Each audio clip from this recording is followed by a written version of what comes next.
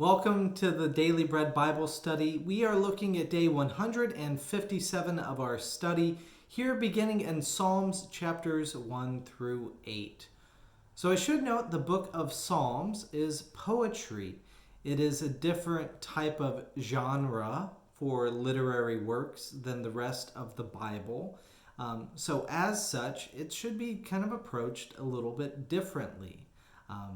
There's less of a chronological detailing of what's happening here, but it should be more about spiritual engagement with the words, the ideas, the imagery that is used in these lines of poetry.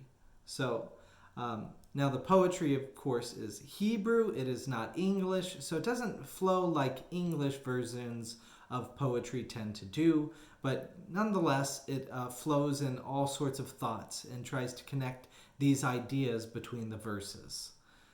So I'd like to approach this discussion of Psalms by just noting what stands out to me, typically a verse from the Psalms, and then giving some imagery that applies to my life and setting for that. And I invite you to do the same as you meditate on the Psalms as well too. So for Psalm 1, I chose the first part, Psalm 1, 1 through 2. Happy are those who delight in the law of the Lord. There's also the imagery that comes to my mind. Here is like at my grandfather's house, they had a huge pecan tree. And over the years, it just became massive and was there in the backyard and just shaded everything and was tall and strong and very vibrant.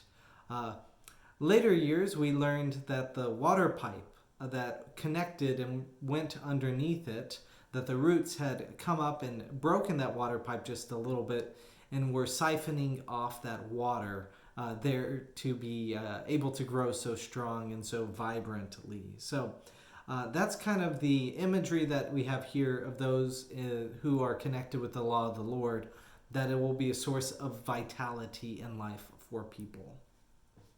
In Psalm chapter 2, verse 7, it says, "You are my son, today I have begotten you." These words remind me of the alternate words for Jesus at his baptism, which Jesus' baptismal words are my favorite portion of Scripture. "You are my child beloved, with whom I am well pleased." That's my favorite lines there for the affirmation and acceptance that Jesus is pronounced from God, and we who are baptized into Jesus' death and resurrection are also baptized into those words of affirmation and belonging as well too. So anyways, that reminds me of this belovedness from God. In Psalm 3, I chose verse 6.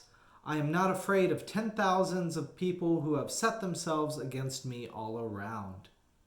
So the setting here is that King David is escaping from Absalom, his son, who is seeking to kill him. And God gives strength. I consider myself an introvert more than an extrovert, and I find myself reactive to the words of others. I would not do well with 10,000 people who tried to send me hateful messages. Yet God gives King David and us strength to do what God calls, regardless of public opinion or opposition. So dependence upon God and those words I mentioned in Psalm 2, of being a beloved child of God. Moving on to Psalm 4, this is David again, "And the Lord hears when I call to him," as it says in verse 3. "I was taught to pray before I sleep," knowing that God is listening, and that feeling that God is listening brings me peace and has helped me sleep well through the night. And I hope that sense of prayer, that you feel heard as well too from God. So in Psalm 5, the Psalm of David again, in verse 10, I noted, "Let them fall by their own counsels." David was a man who had some troubles and challenges, and he felt challenged by his enemies. We'll see he uses the word enemies a lot in the Psalms that are attributed to him. He thought they were spreading lies, likely about David. And so he had the impulse that we all feel when we are hated upon. I want those who hate me to stop. Now I see this as more of a permission of suffering here in the psalm, that David would be all right with them suffering, instead of this direct vengeance that I want them to suffer. There may be some other parts of the Psalms where he does call for direct suffering, but on the whole, I would like him to be less of wanting to seek suffering for, his opponents. But that's mainly because I am a peacemaker and I find it hard and difficult to wish suffering upon any other life form. This, at the same time, too, I have to acknowledge that suffering is natural.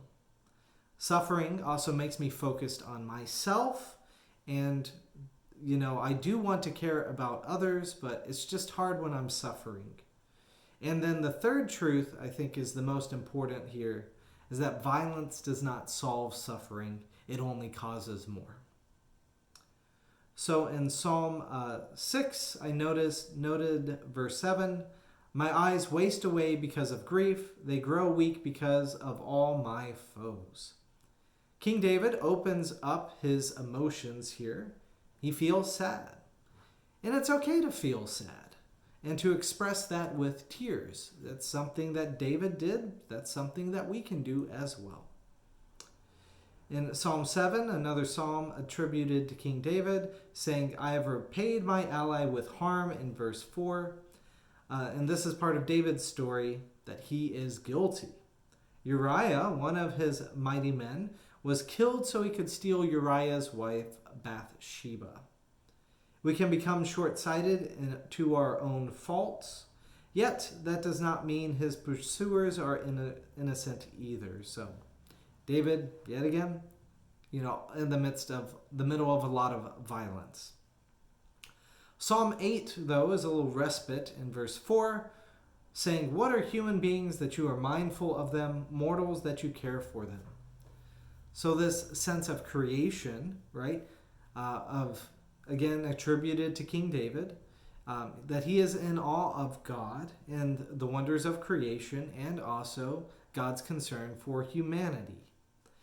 My experience in the awe of creation is sitting on the front porch watching a thunderstorm roll in here in Texas.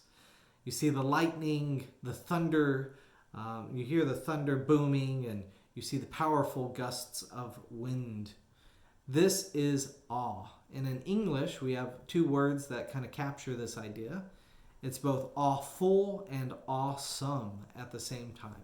A positive sense of awe and a negative sense of awe. But all of this connected with awe, especially as ways in which I see this connected with God. That God inspires us to know that we are not God. We are much smaller than God. But at the same time, we are of great care to God. And God, for some reason, cares about us. And that's a pretty awesome feeling to know that we are affirmed and accepted by God. So anyways, we will get into more discussion of the Psalms coming up next time.